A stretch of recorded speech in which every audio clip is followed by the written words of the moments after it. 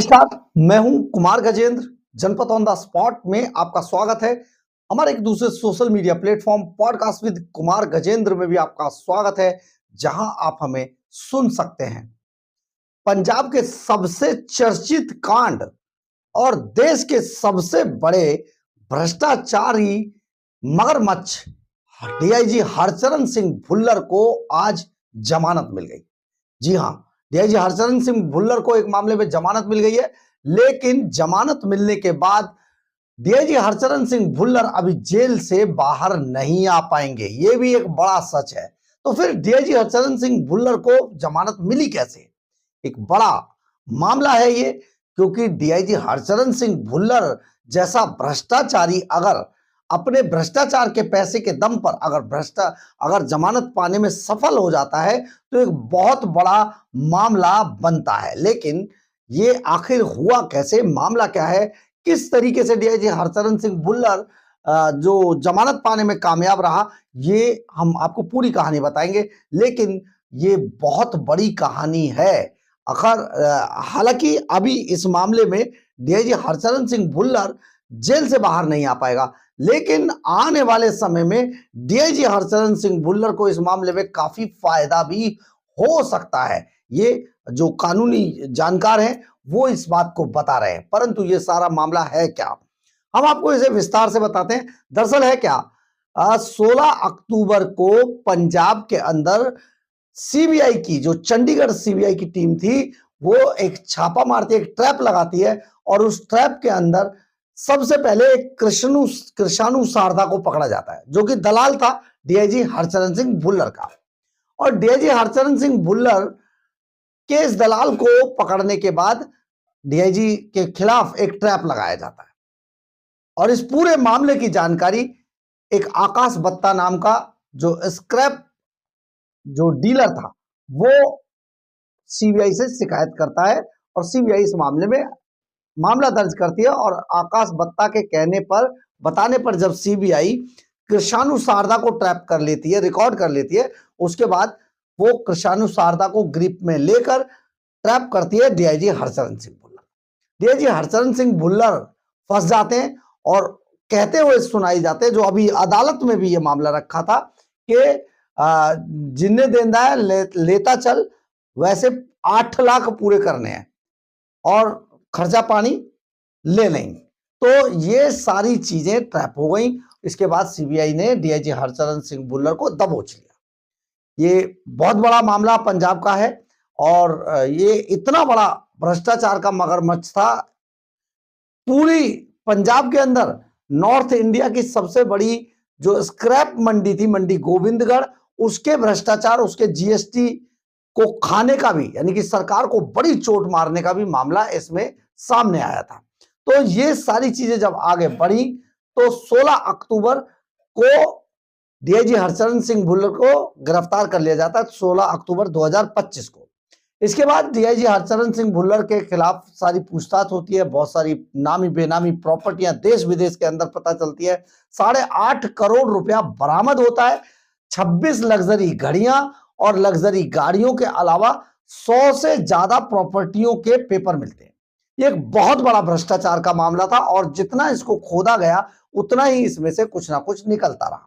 खैर, अब डीआईजी हरचरण सिंह भुल्लर के खिलाफ सीबीआई एक दूसरा मामला भी 5 और 6 नवंबर को दर्ज करती है।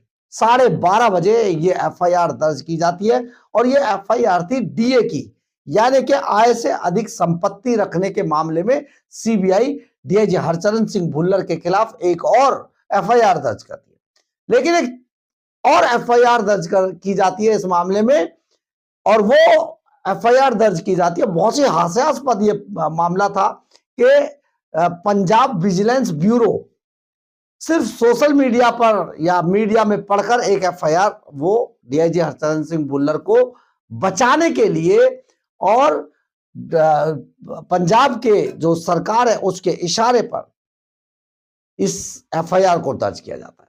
लेकिन एक तीसरी एफआईआर भी डीआईजी हरचरण सिंह भुल्लर के खिलाफ दर्ज होती है, जो समालखा में होती है। और ये जो एफआईआर है, ये एफआईआर एक्साइज एक्ट के तहत दर्ज की जाती है।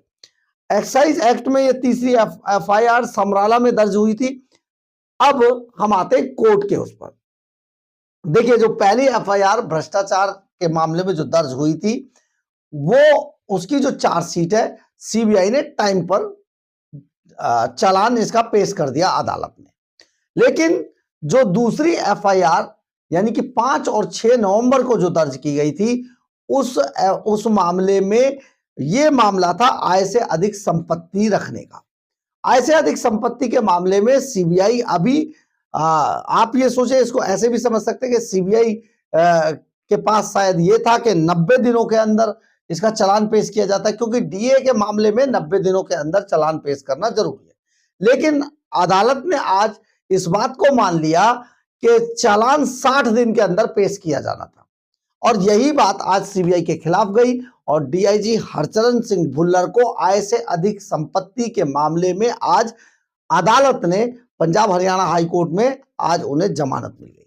और ये जमानत मिलने के बाद, हालांकि ये बहुत बड़ी राहत के तौर पर इसको डीआईजी हरचरण सिंह भुल्लर का पक्ष देख रहा है, परंतु अभी डीआईजी हरचरण सिंह भुल्लर जेल से बाहर आने वाले नहीं है, क्योंकि अभी वो जो भ्रष्टाचार का जो मेन मुकदमा है, जो मेन एफआईआर है, उसमें अभी ट्रायल चल रहा है। कोर्ट के अंदर चालान सीबीआई ने बिल्कुल समय पर पेश कर दिया। लेकिन बड़ा सवाल यह भी खड़ा होता है कि आखिर सीबीआई जैसी एजेंसी गच्चा कैसे खा गई। अब हम आपको इस मामले में थोड़ा सा विस्तार से बताने की कोशिश करते हैं कि दरअसल है क्या। आय से अधिक संपत्ति के मामले में डीआईजी हरचरण सिंह भुल्लर के पास जो प्रॉपर्टियां के पेपर बरामद हुए थे, उन सभी पेपर्स की, मतलब ये 100 से 150 प्रॉपर्टियां हैं जिनके पेपर बरामद हुए थे। और ये प्रॉपर्टियां देश के अंदर तो हैं ही, पंजाब के अंदर हैं, इसके अलावा ये प्रॉपर्टियां कनाडा में, ऑस्ट्रेलिया में और दुबई के अंदर है। दुबई के अंदर बाकायदा अपार्टमेंट है, कनाडा के अंदर मेंशन है, ये दुबई तक है। यानी कि इसकी जांच बहुत विस्तृत तरीके से करने के लिए अभी और समय चाहिए था, क्योंकि देश के अंदर तो ठीक है, लेकिन देश के बाहर भी जांच करने के लिए जाना है। और इस बात को देखते हुए 60 दिन के अंदर इसमें चालान पेश नहीं किया जा सकता था। यह बेहद मुश्किलों भरा काम था। सारी चीजों को लाना, पूरी हर चीज को रिकॉर्ड पर लाना, उसको सेटअप करना, विदेशों में जाना और फिर भुल्लर की प्रॉपर्टियों को वहां पर खोजना, उनकी कीमत पता करना, उनके जिससे ली थी पूरी चेन बरामद करना, यह बेहद मुश्किलों भरा काम था। इसलिए सीबीआई को इस मामले में अभी और टाइम चाहिए था। इसके बावजूद सीबीआई की तरफ से आज कहा गया कि 90 दिन के अंदर डीए के मामले में चालान पेश करना होता है। लेकिन कोर्ट ने शायद इस दलील को सुना नहीं, या फिर कोई ऐसा पॉइंट रहा होगा जिसमें कोर्ट को लगा कि इस मामले में इसको जमानत दे देते। और आज डीआईजी हरचरण सिंह भुल्लर को जो आय से अधिक संपत्ति का मामला था उसमें जमानत मिली, परंतु डीआईजी हरचरण सिंह भुल्लर जिस मूल केस में, मेन केस में जो फंसे हुए भ्रष्टाचार वाले में, जिसमें रंगे हाथों वो पैसे लेते हुए पकड़े गए थे, उस केस में डीआईजी हरचरण सिंह भुल्लर अभी जेल के अंदर बंद रह गए। डीआईजी हरचरण सिंह भुल्लर को चंडीगढ़ की बुड़ैल जेल के अंदर रखा गया है, जबकि पंजाब सरकार चाहती थी, इसीलिए उन्होंने पंजाब विजिलेंस ब्यूरो ने एक मामला दर्ज किया था ताकि डीआईजी हरचरण सिंह भुल्लर को पंजाब की जेल में शिफ्ट कर दिया जाए। लेकिन ऐसा हो नहीं पाया, इसलिए डीआईजी हरचरण सिंह भुल्लर अभी बुड़ैल जेल में बंद रहेंगे। आगे देखते हैं होता है क्या। बहरहाल, अगर आपको हमारी ये खबर अच्छी लगे तो आप इसे लाइक, सब्सक्राइब और शेयर जरूर करें। कमेंट्स बॉक्स में अपनी राय जरूर लिखें, इससे हमें बहुत ऊर्जा मिलती है। जय हिंद, जय भारत।